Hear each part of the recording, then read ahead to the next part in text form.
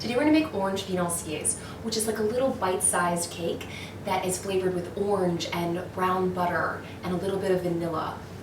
They're perfection. They're the perfect adornment for a cookie tray or just a light end to a meal. Perfection. If you're enjoying this video, be sure to hit the subscribe button below and click the bell icon to be notified each time I post a new and delicious recipe. Let's get into it. So super easy batter to make. It's all whisked together in one bowl, so love this. The only complicated part is making a brown butter, so what's called a beurre noisette in French. So we've got our butter in a pot here, and then we're gonna place a spent quarter of a vanilla bean pod in there, and we're gonna melt it until it browns. So like solids will separate, and then those will start to burn, if you will, on the bottom, and that's what brown butter is. It has a nice hazelnutty kind of, which is what noisette means. Anyways, so here we are. I've got AP flour, almond flour, confectioners sugar.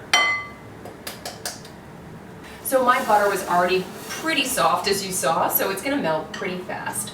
So we'll just kind of keep a close eye on it. Whisk those together. Oh, okay. You can see that it's starting to make a lot of noise. There's a lot of hoopla going on in there, but not much is happening except the butter is melting. So we're gonna let her keep doing that, and we will carry on with our batter. I'm gonna flavor this with orange zest, so I want it to be like an orange almond situation. And then I'm gonna do about a quarter of my orange. You could do more if you'd like. Depends on how strong you want that orange flavor to be. And that's it for our orange. And then we are going to whisk in our egg whites. You don't need to do anything fancy with them. We're just going to whisk them in. Whisk. You do want to keep an eye on it and maybe stir it or give it a whisk every now and again so it browns more evenly. I'm going to turn it down because it's like maybe it's browning on the sides, which has literally never happened to me before. Okay. You see what she's doing? She's browning. You see that? Isn't that nice? Yeah, that's exactly what we want. It's pretty much exactly where we want it too. You want it a nice, like rich amber, but you don't want it to be burnt. You're gonna take it off and you're gonna pour it into a bowl. This will help it stop cooking. You don't want burned butter, you want browned butter. I do want some of these burned bits though. You know, they stuck to the bottom, get them out.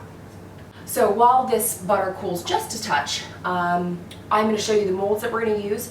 So there are specific financier molds, or you can really just use any sort of little baking dish. So I'm going to use these primarily today because I'm really loving the fluted edges situation. So you can use something like that. These are called barquettes. These are a more traditional financier mold. They do make them kind of combined. I don't have one of those.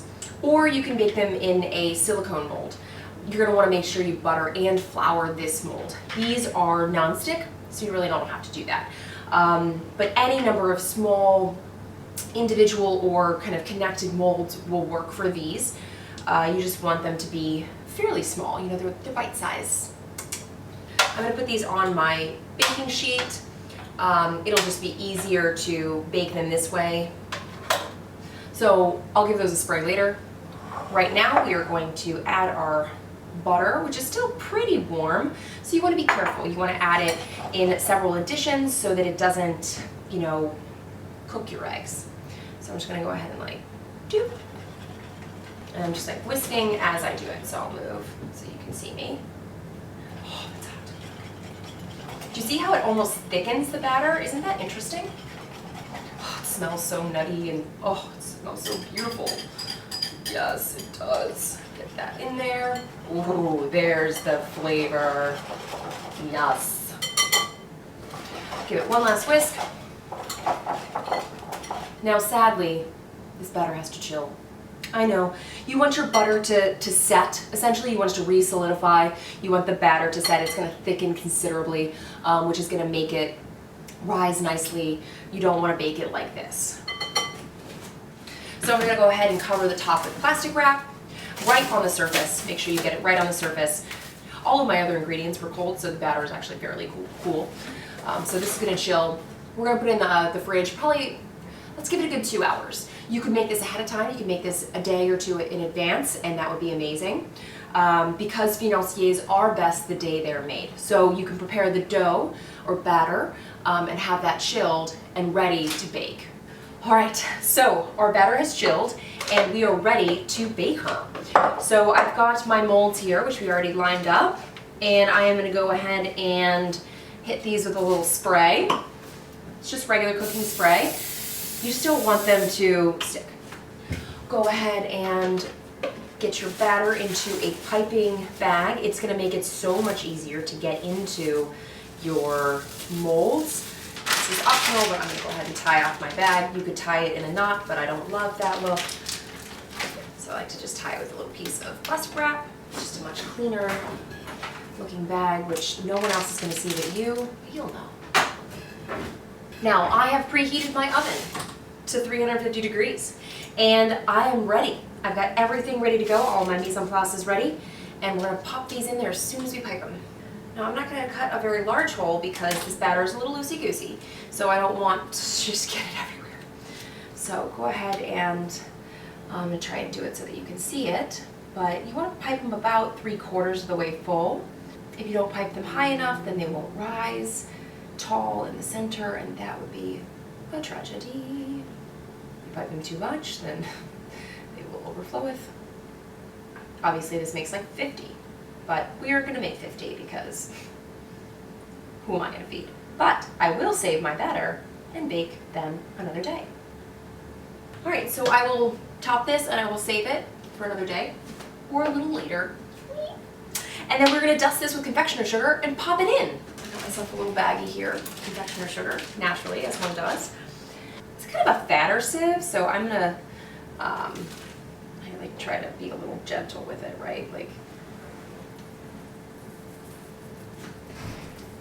okay, pop this in, and we're gonna bake. I'm gonna check them in like 5 minutes. These are very small, so I don't want them to over bake. And they are out. They baked 8 minutes, and they're nice golden brown around the outside, and they're like firm to the touch on in the center. So we are going to unmold these immediately. And so what the difficult part about the individual molds is that they are hot. Look at that little adorable guy. It's adorable. Yeah. All right, just gonna do that like 10 more times. But since they are so beautifully baked, they are coming out marvelously from the molds. We probably could have filled them a little bit higher if we wanted, but I mean, these are just absolutely divine. They puffed a little in the center, which is what they're supposed to do, and they are magnificent. Look at these. If your fingers are not used to touching extraordinarily hot things like mine, you can let them cool just a little bit more, but just know that they will start to stick as they cool. So, et voila, financier. So these are actually ready to be, you can cool them and just kind of wipe them out and spray it again and bake another round. If you only have a certain number of molds, you can just kind of keep baking these in rounds, and your batter will be great in the refrigerator. So you can just kind of, these are ready to go again. You don't need to wash them unless you had a sticking situation. All right, I am just so beyond excited about these. I also can't wait to try it. And you know what? We don't have to wait because 1, they're tiny and they cool pretty fast. And 2, I said so. You could let them cool if you want, but like, I'm super stoked to dive in because I just remember the beurre noisette that we made with the vanilla, and I'm like super excited about it. Oh man. They're like soft and cakey on the inside with like that bit of crisp and crunch on the outside. Mmm, divine. Slightly nutty, a hint of orange, and that kind of like nuttiness from the beurre noisette that we made. But it's like, it's just a beautiful orange, like bite-sized cake. Mm.